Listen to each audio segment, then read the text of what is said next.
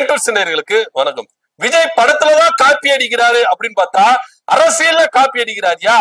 சந்திரபாபு நாயுடு கொடுத்த வாக்குறுதிகளை அப்படியே டிட்டோவா என்ன பண்றாரு, தேர்தல் வாக்குறுதியா கொடுத்திருக்கிறாரு. திமுக 2021 தேர்தல சில வாக்குறுதிகளை கொடுத்து செஞ்சாங்க, சொல்லாதவே செஞ்சாங்க. அதை பார்த்து சந்திரபாபு நாயுடு என்ன பண்ணாரு, சில வாக்குறுதிகள் கொடுத்தாரு. அந்த வாக்குறுதிகளை தாவேக்கா என்ன பண்ணது, காப்பி படிச்சு இப்ப கொடுக்குறாங்க.